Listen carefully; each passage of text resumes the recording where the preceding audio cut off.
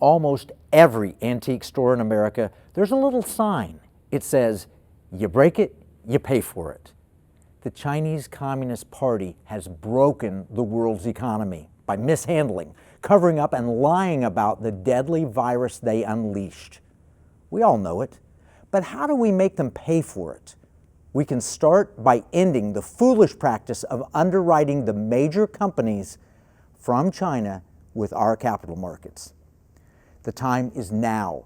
The Securities Exchange Commission, SEC, must now make the moral, ethical, and legal decision to deregister and delist any Chinese company shares that fail to follow our accounting rules, disclosure requirements, and securities laws.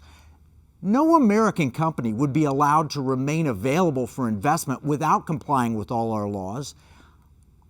Why are Chinese companies given a pass? They've been given a pass that's an unfair advantage over our own companies and the companies from other nations. This is from Reuters, and it was just last year. The date, June 5th, 2019, says U.S. must have access to U.S.-listed Chinese firms' audit documents, lawmakers say.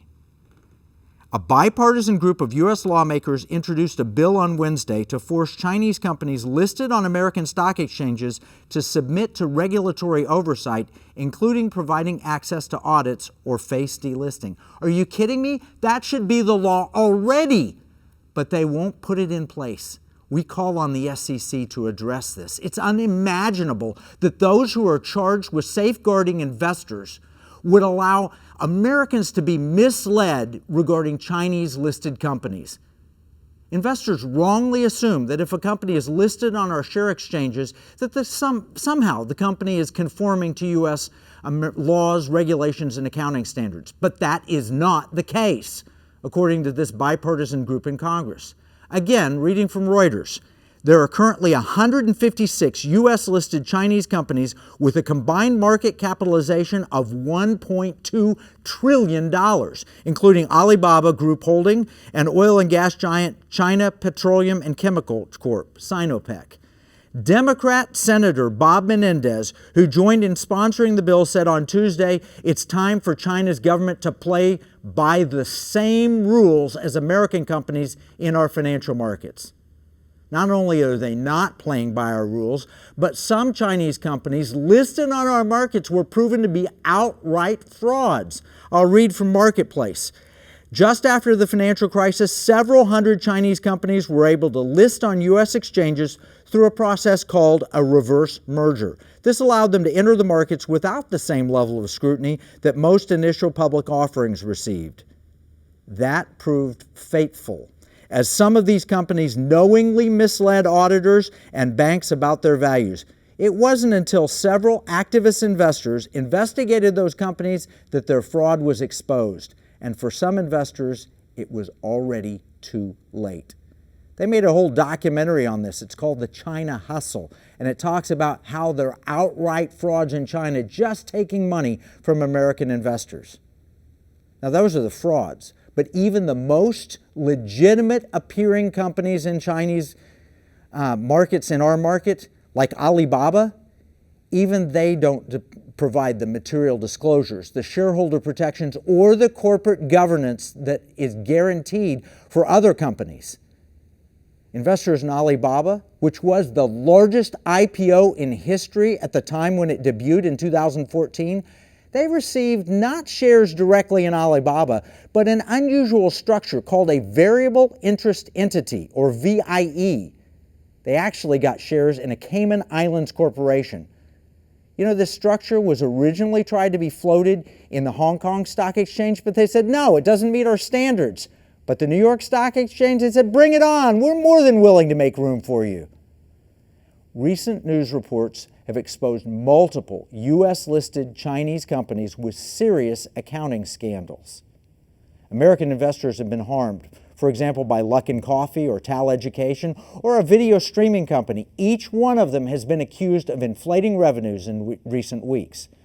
So on CNBC's Bob Pisani warned of the extreme fraud risk of some China-based companies in his Trader Talk column of April 3rd. Let me read it. It says, Luckin Coffee is a painful reminder of the extreme fraud risk of some China-based companies. In that article, Bob Pisani quoted Senator Marco Rubio.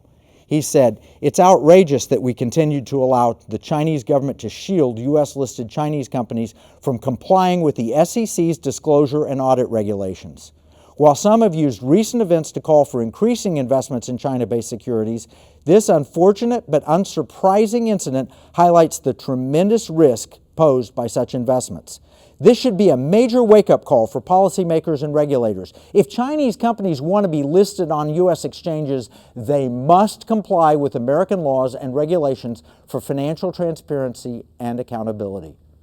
I agree completely with Senator Rubio.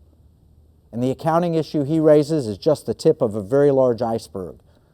Some estimate that Chinese companies have raised as much as $3 trillion total in U.S. capital markets, both in the listed exchanges, NASDAQ and New York Stock Exchange, over-the-counter, and in the debt markets. Now, this includes U.S.-sanctioned companies, human rights abusers, hackers, and firms charged with corporate espionage. By the way, did you know that all Chinese companies, by Chinese law, are subject to what's known as Article 7 of the Chinese National Intelligence Law? This could require that they engage in espionage or other strategic missions on demand from the Chinese government. Doesn't that make all Chinese companies potential agents of the Chinese Communist Party? Now I want to read to you a piece from CNBC last year. It says 2 pieces of legislation are of particular concern to governments: the 2017 National Intelligence Law and the 2014 Counter-Espionage Law. Article 7 of the first law states that any organization or citizen shall support, assist, and cooperate with the state intelligence work in accordance with the law, adding that the state protects any individual and organization that aids it. And it appears that organizations and individuals don't have a choice when it comes to helping the government. The 2014 Counter-Espionage Law says, when the state security organ investigates and understands the situation of espionage and collects relevant evidence, the relevant organizations and individuals shall provide it truthfully and may not refuse. Bottom line, that means that every Chinese company could be used by the Chinese government to spy on you, or our government pass out secrets, steal intellectual property. That's what their law says. They won't comply with our laws, but they have to comply with theirs. Some of these companies are listed on the New York Stock Exchange or NASDAQ. Others hide in the less regulated over-the-counter market. Many appear in the major index funds that you're buying and are unwittingly held by the investment portfolios of countless Americans, as well as public and private pension funds, foundations, and university endowments. Fortunately, there is some very good recent news regarding Chinese shares. Our public thrift savings plan, established to provide a solid nest egg for America's federal employees, retirees, active duty service members, and veterans, has decided to abandon plans to put billions of additional dollars into China shares. When President Trump found out that the plan was about to put billions into Chinese shares, he simply said, "No way." I'm going to read to you from the Federal News Network on May 12th. It says, at the direction of President Trump, the board is to immediately halt all steps associated with investing the I Fund according to the MSCI All Country World Index, ex-USA, IMI, and to reverse its decision to invest plan assets on the basis of that international equities index. Labor Secretary Scalia said in a letter to the FRTIB, that is the board that oversees the thrift savings plan. Scalia's letter follows a separate one from Larry Kudlow, Director of the National Economic Council, and Robert O'Brien, Assistant to the President for National Security Affairs.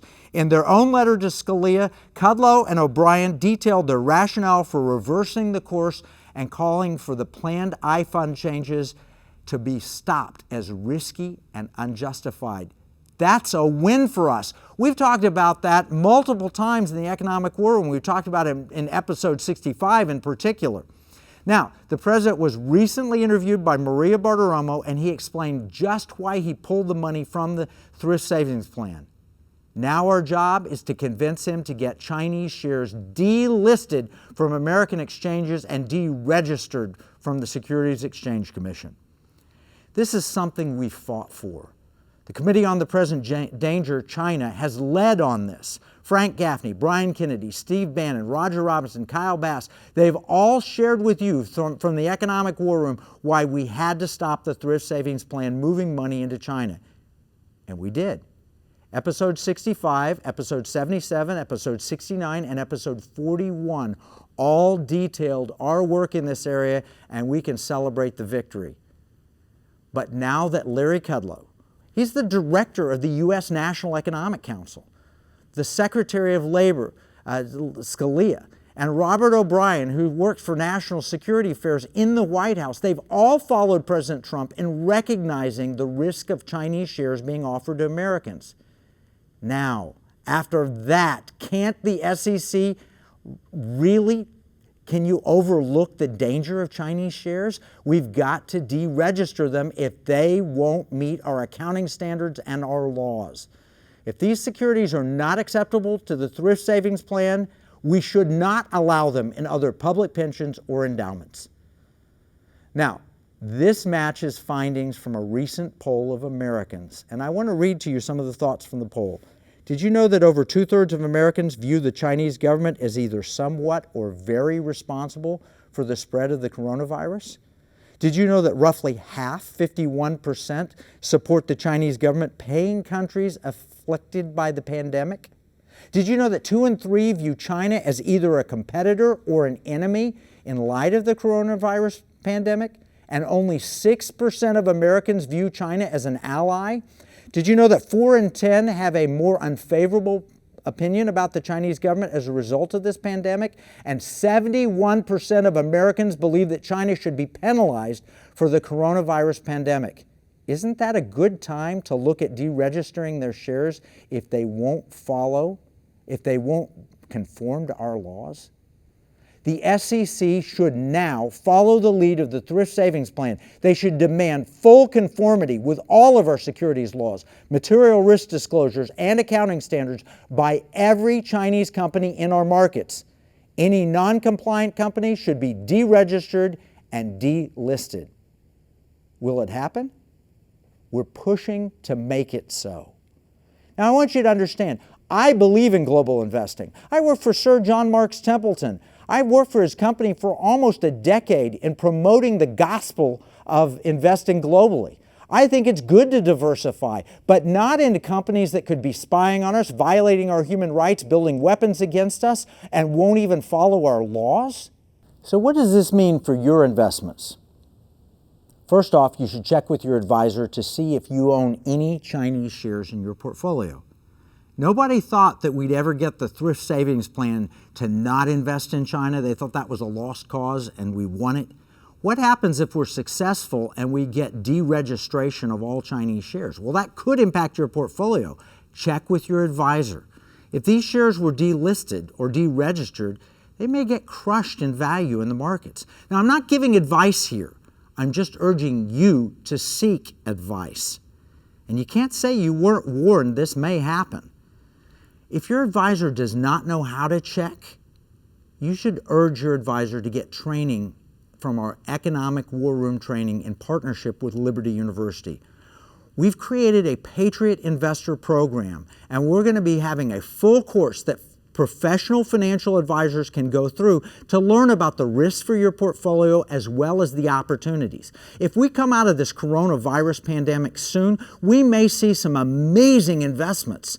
And we want all of our advisors trained on how to invest in a way to help America and not benefit China. So what we need you to do is give the name and contact information for your financial advisor so we can invite them to our inaugural training. You'll see on the screen a website where you can go and just give the information of your advisor and how we can contact them. This is imperative. You should not be funding the Chinese Communist Party.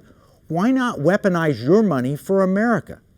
Don't forget what the Bible teaches. Luke 16:11 in the New International Version says, "So if you've not been trustworthy in handling worldly wealth, who will trust you with the true riches?" We want to help you be trustworthy with your worldly wealth so that you can inherit the true riches. We want to help you learn to weaponize your money for good things and not funding China. The bottom line is the Chinese Communist Party broke the world's economy. There's no way we should be underwriting them. You can get a free copy of this episode's battle plan at economicwarroom.com. Remember, what we see as a marketplace, our enemies view as a battle space. This is Kevin Freeman from the Economic War Room.